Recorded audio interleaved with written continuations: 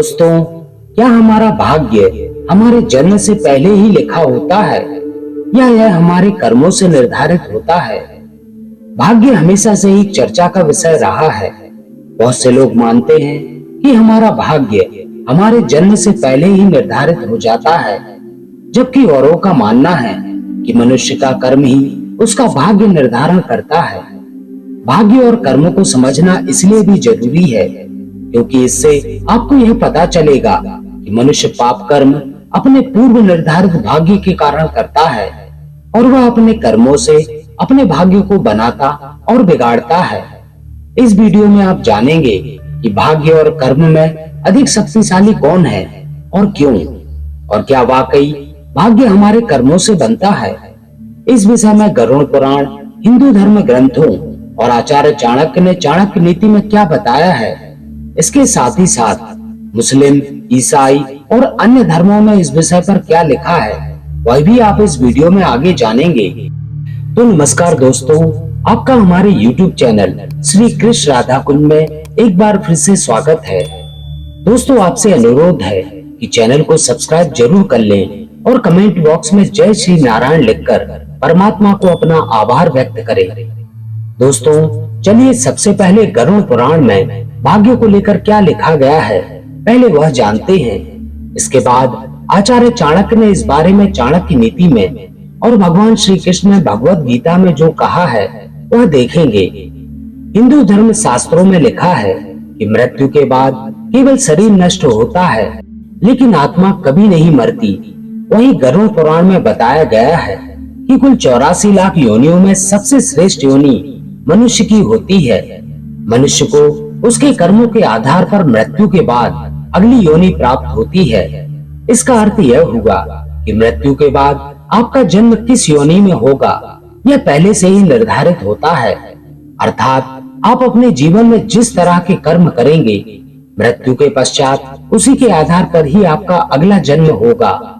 गरुड़ पुराण के अनुसार ऐसा व्यक्ति जो धर्म, वेद, पुराण जैसे धार्मिक ग्रंथों का अपमान करता है, ईश्वर में विश्वास नहीं रखता और उनको अपशब्द कहता है, ऐसे नास्तिक व्यक्ति का अगला जन्म कुत्ते की योनि में होता है।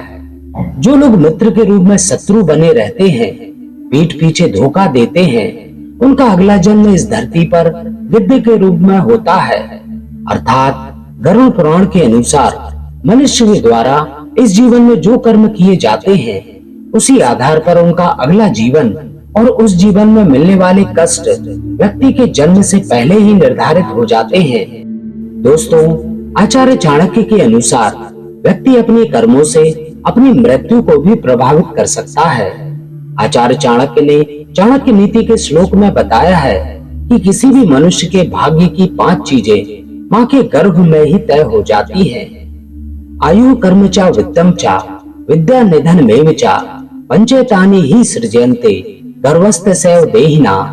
अर्थात इस धरती पर रहने वाले हर एक देहधारी प्राणियों की आयु, कर्म, धन संपत्ति, विद्या और मृत्यु का समय, ये 5 चीजें उसके भाग्य में उसी समय लिख दी जाती हैं जब वो अपनी माँ के गर्भ में होता है।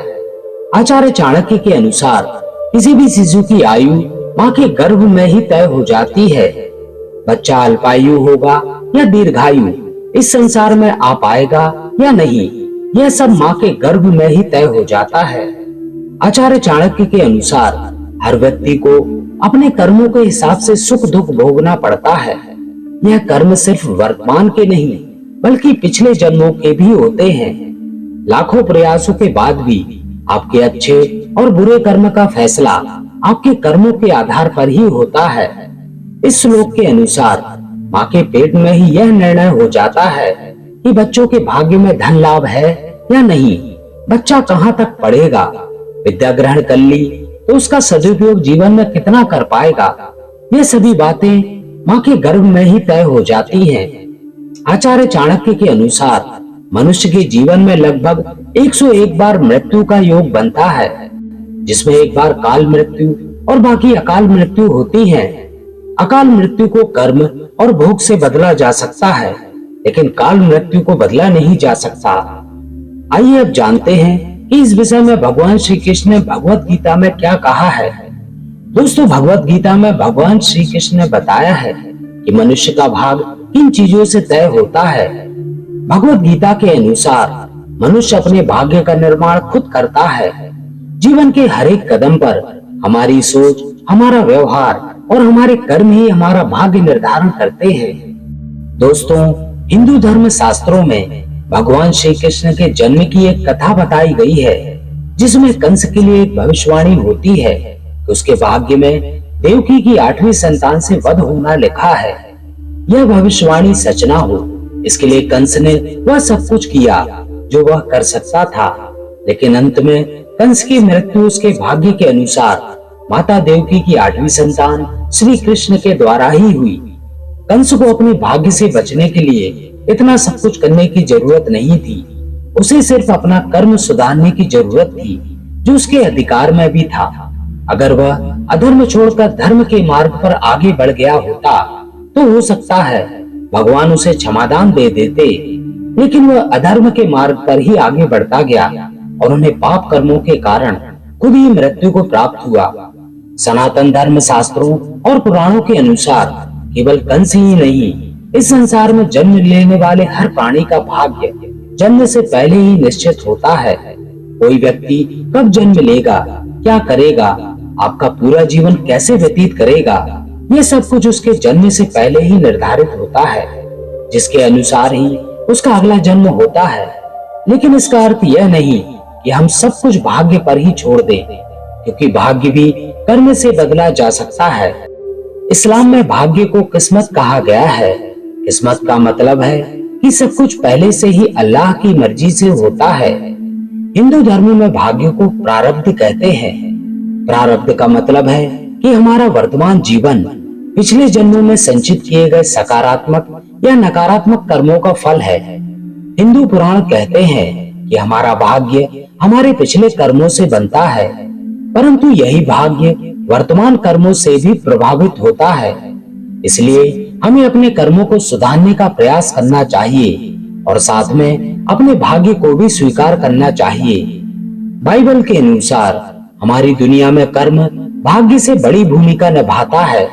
बाइबल कहती है कि परमेश्वर अपने लोगों को उनके कर्मों के अनुसार ही अपने साथ रखते हैं और उसे हर मुसीबत से बचाते हैं।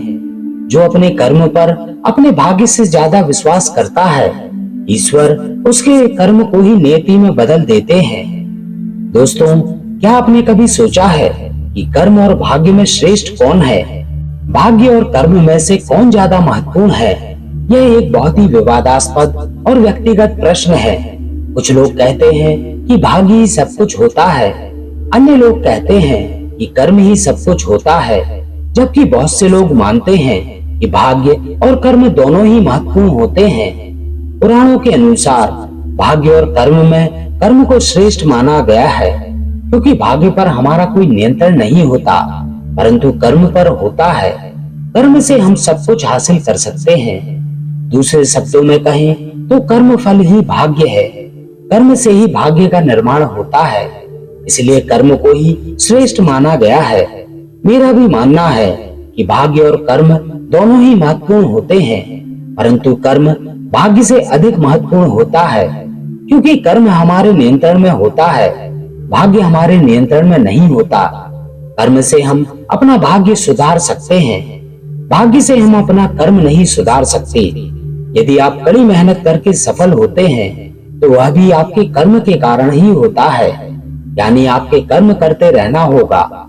लेकिन अगर आप सब कुछ भाग्य पर छोड़ देंगे तो आप कभी सफल नहीं होंगे। तो दोस्तों, भाग्य और कर्म पूरी तरह से आपसे जुड़ा होता है। तो दोस्तों, उम्मीद करता हूँ कि मनुष्य का भाग्य कब तय होता है, जन्म से पहले या जन्म के बाद, आपको समझ में आया होगा। अगर यह वीडियो आपको अच्छी लगी हो तो वीडियो को लाइक करें और अपने प्रियजनों में शेयर करना ना भूलें। इसके साथ ही जो भी मित्र हमारे चैनल पर नए हैं वे चैनल को सब्सक्राइब जरूर करें और बेल आइकन प्रेस करके ऑल करें, ताकि आगे आने वाली वीडियोस की नोटिफिकेशन आपको समय पर मिलती रहे। तो दोस्तों, मिलते हैं ऐसे ही किसी अन्य ज्ञानवर्धक वीडियो में। तब तक अपना ख्याल रखें। आप सभी का बहुत बहुत धन्यवाद।